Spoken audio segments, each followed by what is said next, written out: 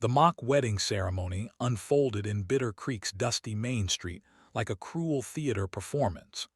Amara Bloomfield stood rigid as a fence post, while the town's banker forced sacred words through his tobacco-stained teeth. The crowd's laughter cut through the Montana air like winter wind. She had arrived 3 hours earlier on the westbound stage. Dust clung to her dark skin and travel dress. Hope had filled her chest then. Now only ash remained. Thomas Caldwell had taken one look at her stepping down from the coach. His face had twisted. The man who had written her gentle letters about building a life together had turned his back before she could speak his name. The banker, Cornelius Whitmore, had suggested the wedding as entertainment. His small eyes glittered with malice as he spoke of teaching lessons to uppity folks who forgot their place. Amara's intended groom stood before her now. Gideon McCluskey towered over the crowd. His broad frame filled the space like a mountain. The townspeople called him fat. They called him simple. They spoke of him as they might speak of livestock. But his eyes held something different. Kindness lived there, pain too. The letter fell from her traveling bag as she shifted her weight. Paper scattered across the dirt. Whitmore snatched it up before she could move. His fingers traced the official seal. Something flickered across his features. "Do you take this woman?" the baker playing preacher droned. Gideon's voice came quiet as creek water. "I do." No hesitation, no shame. He spoke the words like they meant something. Amara had fled North Carolina with her father's blood still wet in her memory. He had taught children to read. Black children and white children alike. Someone had decided that was crime enough to die for. She carried his legacy in her saddlebags, books wrapped in oilcloth, a deed to Montana land earned through his Union service, dreams of safety that seemed foolish now. The crowd pressed closer. Their faces blurred together in a mass of cruel satisfaction. They wanted her broken. They wanted her gone. This wedding was meant to accomplish both. "Do you take this man?" the baker continued. Amara looked into Gideon's weathered face. Lines mapped stories there, scars traced along his jaw. His hands hung steady at his sides. No trembling, no anger. "I do." Her voice carried across the street, clear as church bells. She would not give them the satisfaction of seeing her crumble. Whitmore stepped forward with official papers. His pen scratched signatures into existence. Legal bonds forged from mockery. The crowd's amusement grew louder. But Gideon extended his arm to her with the gentleness of a man handling something precious. Not a joke, not a burden, something worth protecting. Amara had expected many things when she left Carolina. A home, a partner, perhaps even love someday. She had not expected this strange moment of grace in the middle of public humiliation. The mountains loomed beyond the town's wooden buildings. Pine trees climbed their slopes like dark prayers. Wind carried the scent of snow and possibility. Gideon guided her away from the crowd without hurry. His boots made soft sounds in the dirt. No running, no apology. He walked like a man with clear purpose. Behind them, Whitmore folded the retrieved letter into his coat pocket. His smile held too many teeth. Plans were forming behind his pale eyes. This joke might serve purposes beyond entertainment. The townspeople began to scatter. Their fun was ending, but whispers followed Amara and Gideon up the mountain path. Speculation about what would happen next. Bets placed on how long before the arrangement collapsed. Thomas Caldwell lingered near the saloon doors. Guilt moved across his face like cloud shadows. He fingered coins in his pocket, payment for services rendered. The weight of them felt heavier now. Amara walked beside her new husband toward an unknown future. Her teaching supplies bounced against her back. Her father's deed pressed against her ribs through the fabric of her dress. Neither she nor Gideon spoke as they climbed. Words would come later. For now, each step carried them further from the cruel laughter, further from the performance that had bound their lives together. The path wound between granite outcroppings and stands of aspen. Their leaves whispered secrets to the afternoon sky. Amara had imagined her wedding day many times. None of those dreams had looked like this, but Gideon's presence beside her felt solid. real, unlike the false promises that had brought her west. Behind them, Bitter Creek settled back into its usual rhythms, but change had been set in motion. The rejected bride and the mountain man carried more than anyone suspected. Their forced union would reshape everything. The cabin stood against the mountainside like it had grown from the stone itself. Pine logs fitted together with careful hands, windows that caught the last light of day. Smoke rose from the chimney in a steady gray line. Amara had expected something crude, a trapper's hovel with dirt floors and animal skins. Instead, Gideon opened the door to warmth that reached deeper than the fire crackling in the hearth. Books lined shelves built into the walls, more books than some towns possessed. Leather spines bore titles in multiple languages. Philosophy nestled beside poetry. Medical texts stood next to works on natural science. A violin rested on a small table near the window, sheet music scattered around it like fallen leaves, the melody of something complex marked in careful notation. Gideon removed his hat. His movements held the quiet precision of a man comfortable in his own space. He gestured toward a separate room behind a hand-carved door. "For you," he said. The room held a bed covered in quilts that spoke of patient hands, a washstand with clean towels, a writing desk positioned to catch the morning light, a chair cushioned with soft fabric. He had prepared this space before their forced wedding, before he knew her name, before he understood what shape his kindness might need to take. Amara set down her traveling bag. Her fingers traced the desk's smooth surface, maple wood polished to a soft gleam, the kind of furniture that belonged in fine houses back east. "You built this," Gideon nodded. His hands bore the calluses of woodworking. Scars mapped small accidents and patient labor. These same hands had crafted beauty from raw timber. She returned to the main room. The books drew her forward. Her father had owned perhaps a dozen volumes. Here knowledge stretched across entire walls, literature and science and medicine arranged with care. "You've read these." Another nod. His eyes followed her movements as she examined the collection. No surprise at her interest. No condescension about a woman wanting books. The fire cast dancing shadows across the room. Warmth soaked into her bones after the day's cold humiliation. But deeper warmth came from something else. Respect lived in this space. Intelligence was welcomed here. A pot of stew simmered over the coals. The scent carried herbs she couldn't name, vegetables from a garden she had glimpsed behind the cabin, meat from honest hunting rather than town butchers.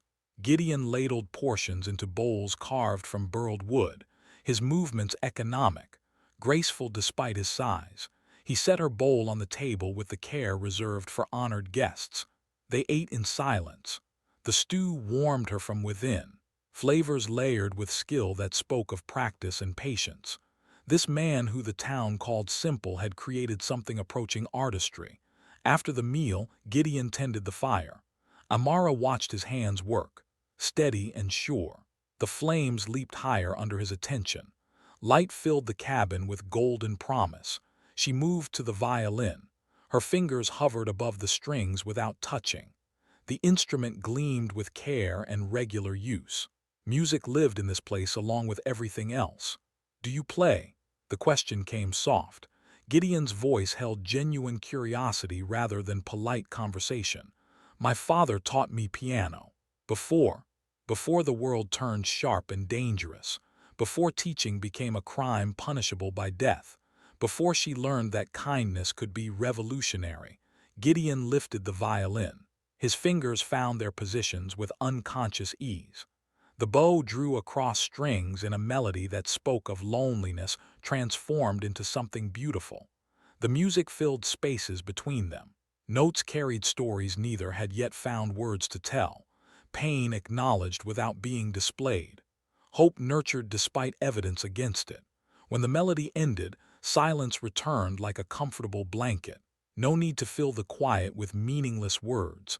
The music had said enough. Amara opened one of her father's books. The pages fell to a familiar passage about education as the pathway to freedom, words that had cost him everything. words she still believed despite their price. Gideon noticed the title. His eyes widened with recognition and something else, understanding. He moved to his own shelves and withdrew a similar volume, the same author, the same dangerous ideas about human dignity. They had both chosen to preserve learning in a world that often punished it. Both carried books into places where books were suspect. Both believed in the power of knowledge to transform lives. Night settled over the mountains. Stars emerged in the clear sky beyond the windows. The cabin held them both in its gentle embrace, two outcasts who had found unexpected sanctuary. Amara touched the edge of her father's deed where it pressed against her ribs. The weight of it felt different now. Less burden, more possibility. This man might understand what the land could become. Gideon banked the fire for the night. Coals glowed red beneath gray ash. Heat would last until morning, warmth preserved through careful tending. "Thank you," Amara said. The words carried more weight than their simple sound suggested. Thanks for the room, for the respect, for treating their forced marriage as something deserving dignity rather than shame. Gideon's nod acknowledged what she hadn't said along with what she had. Understanding passed between them without need for elaboration. She retired to her room. The bed was soft beneath her travel-weary body. Clean sheets smelled of mountain air and careful washing. Through the thin wall, she heard Gideon moving with quiet consideration. No demands, no expectations, no assumption that their legal bond created obligations beyond basic human decency. For the first time since leaving Carolina, Amara felt something approaching safety. Not the safety of walls or weapons, but the deeper safety of being seen and valued as she truly was. Outside, wind moved through the pines with sounds that resembled distant conversations. The mountain held its secrets close, but within the cabin, two secrets had begun the slow process of revealing themselves to each other. 3 days passed in careful circles around each other. Amara cataloged the cabin's mysteries, while Gideon maintained respectful distance. The violin played each evening. Books were shared without comment. Meals happened in companionable silence, but questions multiplied in the spaces between words. The medical supplies puzzled her most. Bandages and bottles lined a cabinet near the kitchen. Surgical instruments wrapped in clean cloth. Quantities that spoke of regular need rather than personal preparation. Gideon disappeared each night after the fire was banked. His boots moved soft across the cabin floor. The door opened and closed with practiced quiet. He returned before dawn carrying the scent of pine smoke and something else she couldn't name. On the fourth morning, Amara found coded messages tucked beneath a loose floorboard. Her foot had caught the edge while sweeping. The wood lifted to reveal a shallow space filled with papers, numbers and letters arranged in patterns, references to weather that made no meteorological sense, directions to places that existed only in careful abbreviation. Her father had used similar codes during the war. Union intelligence written in hands that understood the cost of discovery. She recognized the rhythm of secrecy even when the specific cipher remained opaque. That evening, she watched Gideon prepare for another nocturnal departure. His movements held the efficiency of routine. Extra blankets rolled tight, medical supplies secured in leather pouches, food packed for multiple mouths. "You're not hunting," she said. Gideon's hands stilled on the pack straps. The statement hung between them loaded with implication. No. The admission came quiet as snowfall. Neither confirmation nor denial of what else he might be doing in the mountain darkness. Amara moved to the hidden compartment. Her fingers traced the loose board's edge. Gideon watched her discovery without surprise. No scramble to hide what had already been found. "My father wrote messages during the war," she said. Understanding passed across Gideon's weathered features. Recognition of shared knowledge and shared risk. She lifted one of the coded papers. Her eyes traced patterns that began resolving into meaning. Biblical references that weren't about scripture. Star charts that mapped earthbound rather than celestial navigation. "Bear," she read from the signature line. Gideon went very still. The nickname carried weight beyond its simple syllables. Stories had followed that name across 3 territories. The conductor who moved like mountain wind, invisible until the moment of revelation. The legendary figure who guided desperate souls along paths known only to hawks and hope. "The town calls you simple," Amara said. "The town sees what serves them." His voice carried no bitterness, statement of fact rather than complaint, camouflage worn as deliberately as any uniform. She set down the message. Her mind rearranged everything she thought she understood. The medical supplies for treating injuries sustained in desperate flight. The nighttime absences to guide travelers along treacherous paths. The books to maintain sanity in work that demanded constant vigilance. How many? This year, 43 souls reached safety. Numbers that represented lives preserved, families kept together, children given chances to grow up free. The mountain man they mocked in Bitter Creek had become salvation for dozens of human beings. Amara walked to her room. She returned carrying her father's deed wrapped in oilcloth. The paper crackled as she unfolded it across the table. Montana Territory, Section 12, 500 acres. Gideon studied the legal description. His finger traced property lines marked in careful surveyor's script. Understanding dawned in his eyes as geography aligned with necessity. Your land sits astride the Northern Passage. The route she had unknowingly inherited controlled access to the safest path toward Canadian freedom. Her father's military service had earned them strategic ground without either of them realizing its true value. "We could build way stations," she said. The word "we" emerged unbidden. Partnership assumed rather than requested. But Gideon's face showed no surprise at her inclusion of herself in dangerous work. They spent the evening mapping possibilities. Her property offered natural shelter and water sources, caves for hiding during pursuit, meadows for grazing horses that couldn't be pushed beyond their limits. Trust bloomed between them faster than mountain flowers in sudden spring. Shared purpose dissolved the awkwardness of their forced beginning. They were allies now in work that mattered more than personal comfort. "Why do you do this?" Amara asked. Gideon was quiet for a long moment. His hands worked at whittling a piece of pine. Shavings curled away from the blade in perfect spirals. "Saw things during the war, men dying for freedom they'd never taste. Promised myself their sacrifice would count for something." His words carried the weight of witness.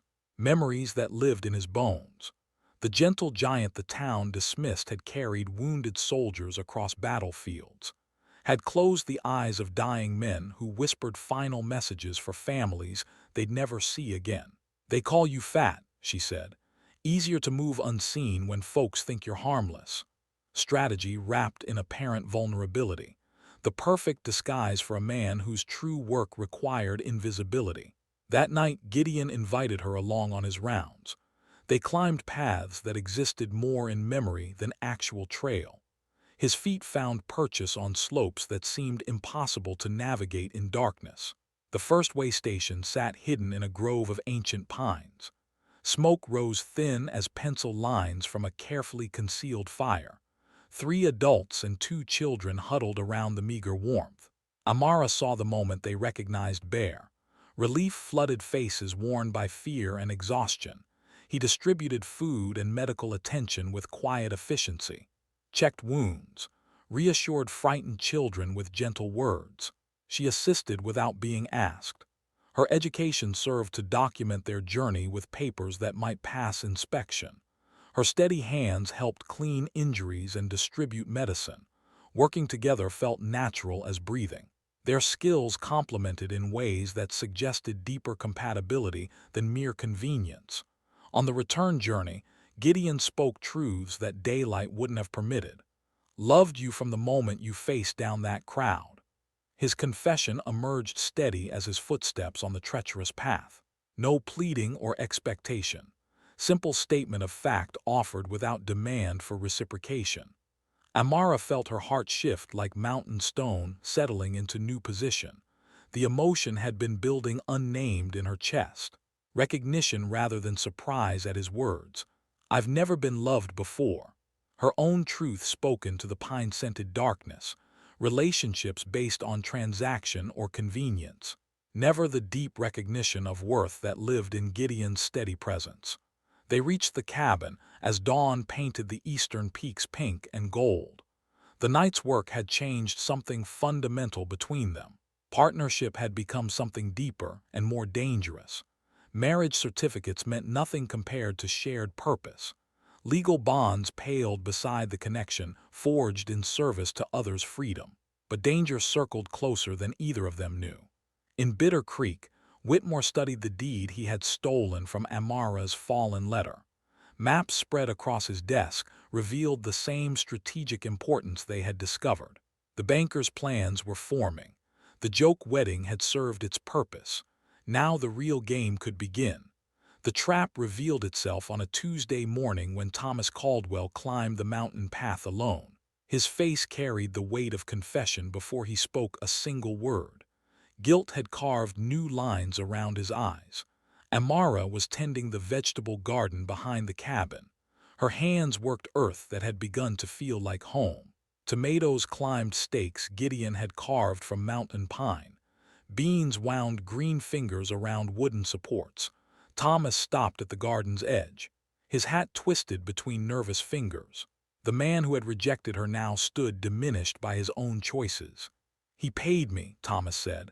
The words fell between them solid as dropped stones. No preamble. No attempt to soften the betrayal. "Whitmore gave you money to refuse me. $50, more than I see in 6 months of farming." His honesty carried no request for forgiveness. Statement of fact from a man who had learned the true cost of compromise. Amara's hands stilled in the rich soil. The earth that had felt welcoming moments before now seemed to shift beneath her knees. Everything had been orchestrated, her humiliation carefully planned. "He knew I was coming. Knew about your land too, had men watching the stage routes for weeks." The revelation struck deeper than personal betrayal. Whitmore had been hunting, patient as any predator. Her arrival had triggered plans already set in motion. Thomas pulled a crumpled telegram from his coat pocket. The paper bore official markings and careful script, words that connected distant dots into a picture of methodical pursuit. "He's been tracking Bear for months. Bounty hunters from 3 states asking questions, money changing hands for information." The mountain wind carried pine scent and the promise of early snow. But underneath those familiar smells, something else moved. The metallic taste of approaching danger. Gideon emerged from the cabin carrying medical supplies wrapped in oiled cloth. His evening preparations had become routine, but now routine felt exposed as patterns that could be predicted and exploited. Thomas stepped back as the larger man approached. Fear and respect warred in his expression. The gentle giant carried reputation along with his medicine bag. "They know," Thomas said. Gideon set down his supplies. His hands moved to rest at his sides, ready without appearing threatening, stillness that spoke of coiled strength. "How long do we have?" "Whitmore's called a town meeting for tomorrow night. Says he's got evidence of criminal activity. Federal marshals riding up from Helena." The timeline compressed around them. Hours instead of days. Minutes that might determine whether their work continued or ended in chains. Amara rose from the garden with earth still clinging to her palms. The vegetables she had planted with such hope seemed fragile now. Tender growth threatened by forces beyond their control. "He wants my deed." The truth settled between them clear as mountain air. Property rights that would give Whitmore control over the entire northern passage. Legal ownership of the route that had carried 43 souls to freedom. "Your land makes him rich both ways," Thomas continued. "Sells information to bounty hunters heading north, charges safe passage to folks heading south. Blood money flowing in both directions. Profit extracted from human desperation. The banker had found a way to monetize suffering itself." Gideon began repacking his supplies with deliberate efficiency. No wasted motion, no panic. The methodical preparation of a man who had faced exposure before. The family at Pine Ridge Station needs to move tonight. His voice carried the weight of immediate responsibility. 3 adults and 2 children who would die if abandoned to their current hiding place. It's a trap, Amara said. Likely, but they don't know we know. Strategy forming in the space between heartbeats. Information flowing both ways now. The hunters becoming hunted through their own revelation. Thomas shifted his weight from foot to foot. The mountain path stretched below him toward town and whatever safety collaboration with Whitmore might provide. But he made no move to leave. I could carry word to the other stations. Redemption offered in the form of dangerous service. A chance to balance the scales his betrayal had tipped. Gideon studied the younger man's face, reading sincerity against practiced deception. Trust had to be measured in moments when survival hung in balance. Station 2. Tell them Bear sends winter warning. They'll know what it means. Code words that would trigger evacuation protocols. The network would scatter like seeds on wind. Better to lose months of careful positioning than lose lives to spring traps. As Thomas disappeared down the mountain path, Amara and Gideon turned to their own preparations. The cabin that had become sanctuary now felt exposed as a target painted bright against the mountainside. We could run, she said. The option lay before them clear and simple. Pack essential supplies and disappear into wilderness that could hide them for years. Safety purchased through abandonment of their mission. Could, Gideon agreed, but his hands continued loading medical supplies. His movements spoke of different choices. The work would continue even if it killed them both. Night fell early in the mountain valleys. Stars emerged sharp as broken glass against the black sky. Cold settled into their bones and reminded them that winter waited just beyond the calendar's turning. They moved through darkness toward Pine Ridge Station. Each step carried them deeper into Whitmore's trap, but also closer to the family who needed their help. The way station sat empty when they arrived. Cold ashes in the fire pit. Personal belongings scattered in haste. Signs of recent departure but no indication of direction. They got word, Gideon said, relief mixed with new worry. The family had escaped immediate danger but now traveled exposed pathways without medical support or guided navigation. Movement in the surrounding trees froze them both. Footsteps that tried too hard to remain silent. The rustle of men who understood stealth but couldn't quite achieve it. Bounty hunters emerged from 3 directions. Rifles held ready but not yet aimed. The confidence of men who believed their trap had worked perfectly. The leader stepped into the clearing with a smile that showed too many teeth. His badge caught starlight and threw it back in sharp glints. Bear, he said, been looking forward to making your acquaintance. Gideon's hands moved slowly away from his medical bag. No sudden movements to trigger violence, but his body positioned itself between Amara and the armed men. Marshal Briggs, he replied, heard you were in the territory. Recognition flowed both ways. Hunter and hunted who had circled each other across miles and months, the game finally coming to its conclusion. Mrs. McCluskey, Briggs continued, your husband's been busy making friends in low places. The formal address carried mockery wrapped in legal precision, their marriage acknowledged even as it was dismissed. Amara stepped from behind Gideon's protective bulk, her chin lifted in defiance that had first caught his attention in Bitter Creek's Main Street. My husband helps people in need. Your husband breaks federal law. The charge hung between them loaded with years in prison. Life destroyed for the crime of preserving life. But Gideon's expression remained calm as still water. The trap had been sprung. Now they would discover whether their own preparations had been sufficient. Prove it, he said. The challenge carried quiet confidence. Evidence would be required. Witnesses produced.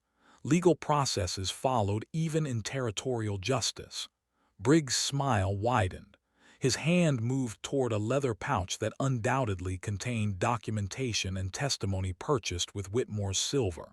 The real game was just beginning. The march back to Bitter Creek stretched through pre-dawn darkness.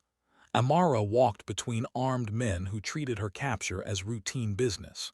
Gideon moved ahead with hands bound but spine straight as lodgepole pine. Marshal Briggs had decided to make theater of their arrest. Town square justice that would send messages across 3 territories.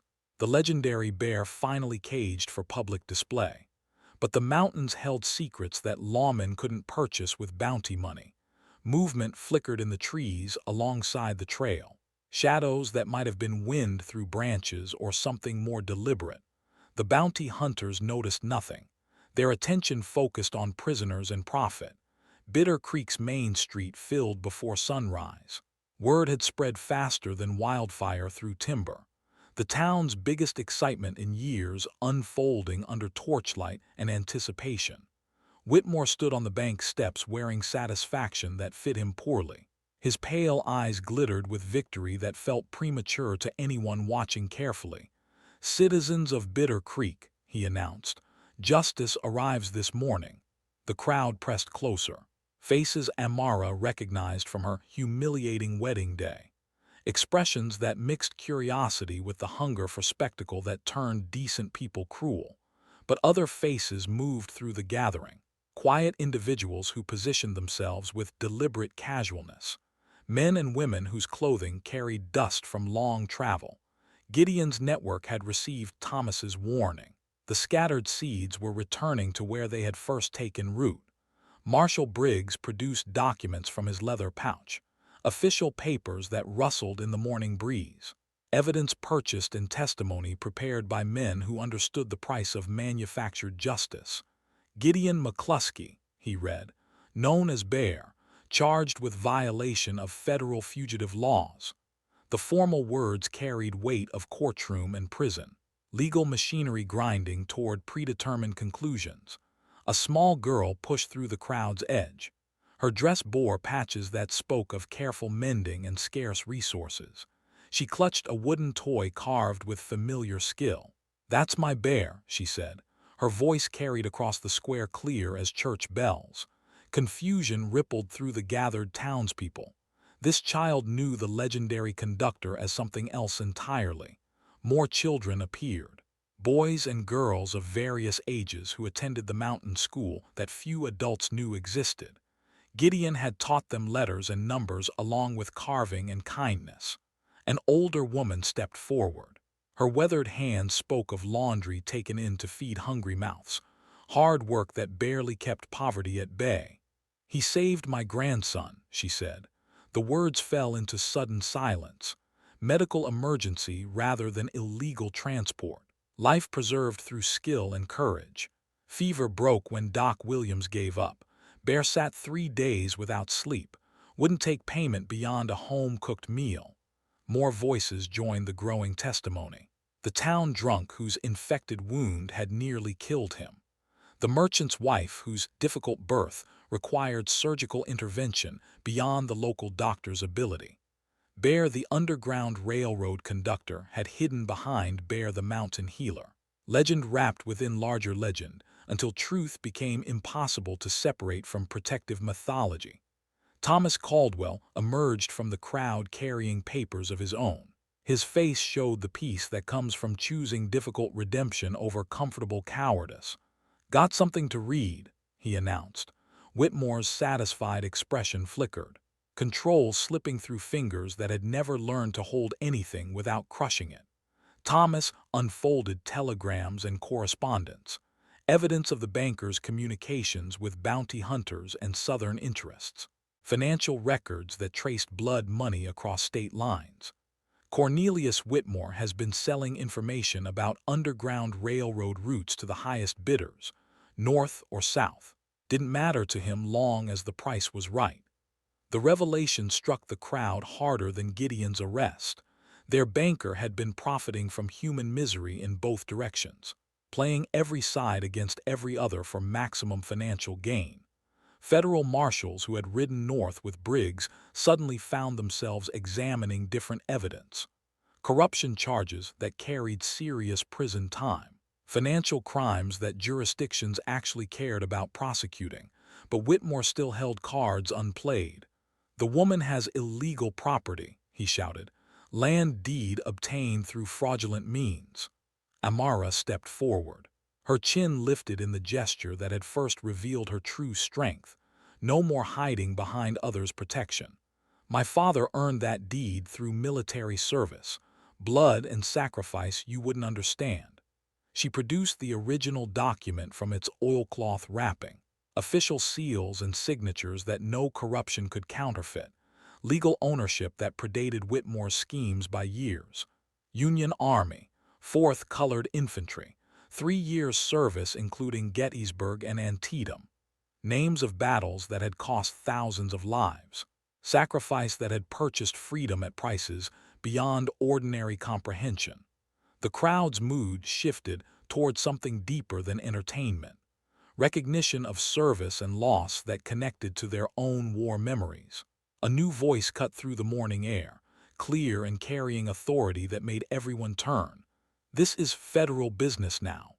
Agent Sarah Morrison stepped into the square flanked by 6 armed men. Her badge belonged to the Treasury Department, jurisdiction that trumped local marshals and territorial politics. We've been investigating financial crimes across multiple territories. Mr. Whitmore's activities have drawn considerable federal attention. The trap had been larger and more complex than anyone realized. Whitmore's greed had attracted hunters far more dangerous than small-town justice. But the banker had one final card to play. His hand moved toward his coat pocket, not for documents or money this time. The derringer emerged small but deadly, desperation given metal form. If he couldn't profit from the situation, perhaps he could still control its outcome. "Nobody moves," he said. The weapon pointed directly at Amara's chest.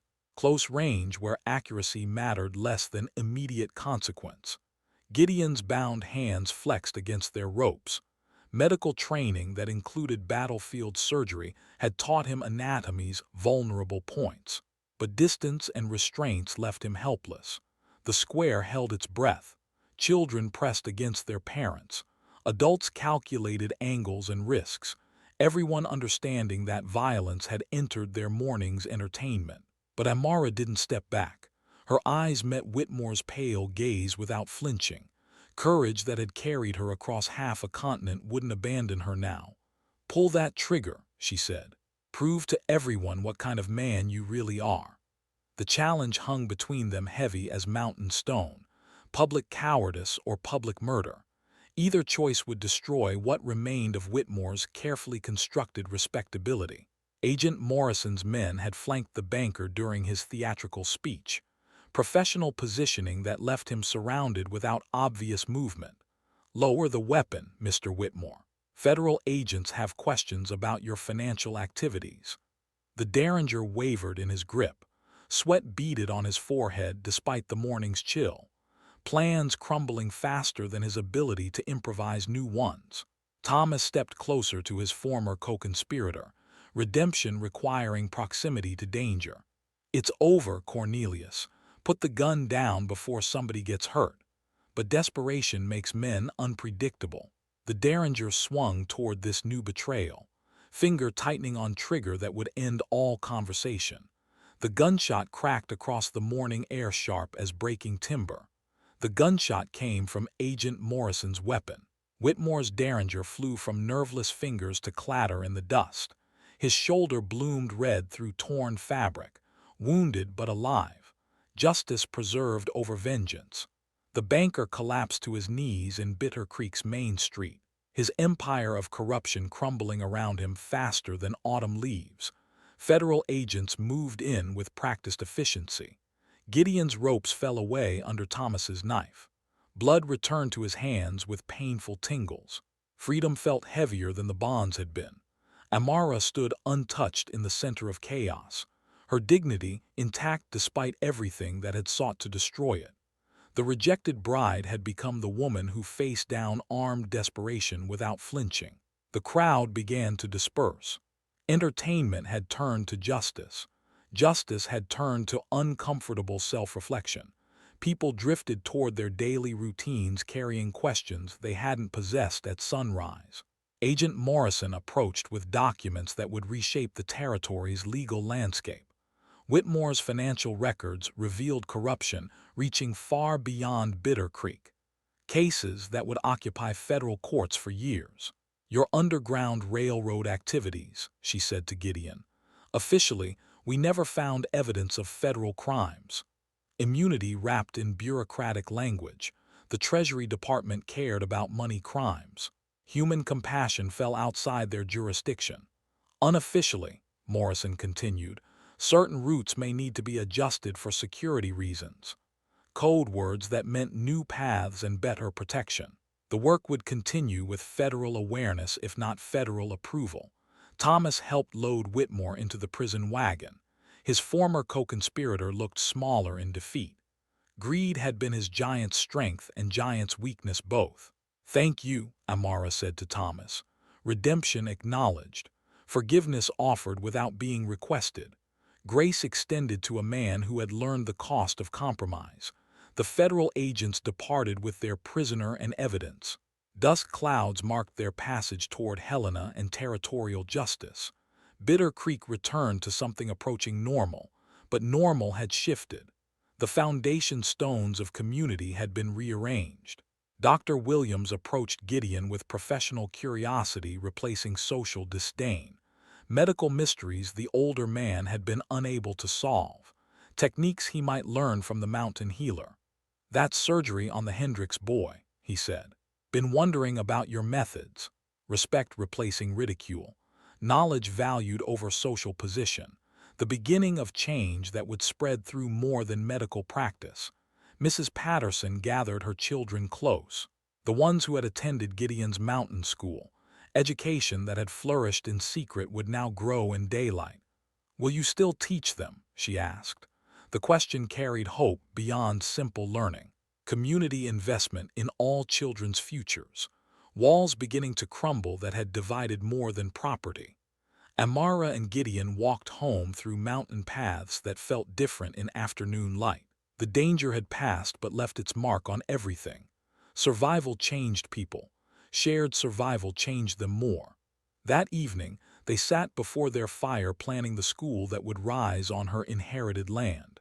Buildings that would welcome every child regardless of ancestry or circumstance. Education as the pathway to freedom her father had believed it could be. "We could have a real wedding," Gideon said. The suggestion emerged quietly between discussions of classroom layouts and curriculum planning. Ceremony to match commitment that had already grown beyond legal requirements.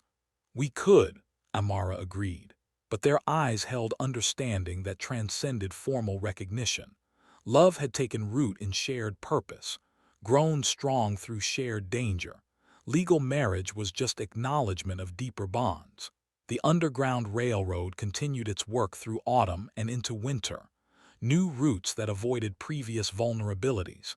Safer houses with community protection. The network strengthened by its exposure. Spring brought the first integrated school to operate openly in Montana territory.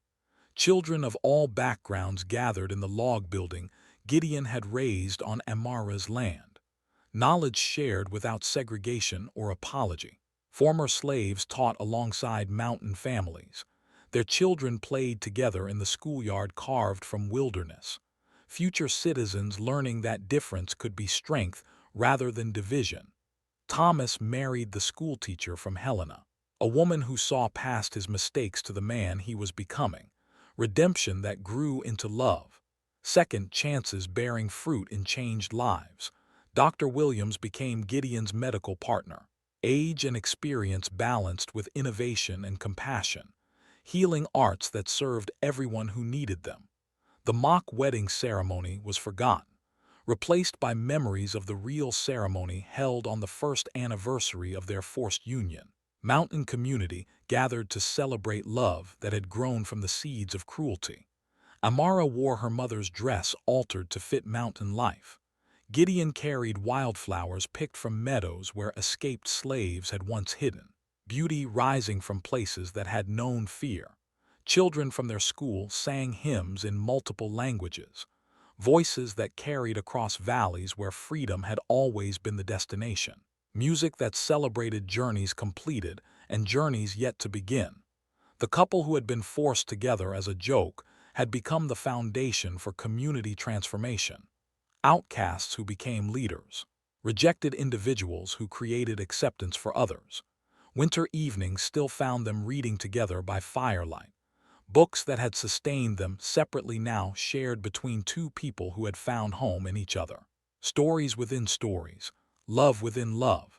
The mountains held their secrets and their victories. Snow covered the paths where desperate people had once fled toward uncertain freedom.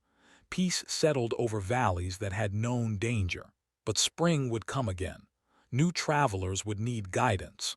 New children would require education. The work would continue because the need continued. Amara and Gideon would meet those challenges together, partners in marriage and mission. Love that had survived mockery and thrived despite opposition. Proof that the human heart could transform the most unlikely circumstances into something beautiful. Their story had begun with cruel laughter. It continued with quiet determination. It would endure through whatever challenges tomorrow might bring. Love had conquered. Justice had prevailed. Community had learned to see with clearer eyes. The rejected bride and the mountain man had found each other. Everything else had followed from that simple miracle of recognition and acceptance. And that is all to the story, for now. Please let me know where you are tuning in from. Perhaps we will create a story there. Consider liking this video and subscribing to our channel. And if you enjoy our content, click this video on your screen. I promise you it's worth watching. See you tomorrow.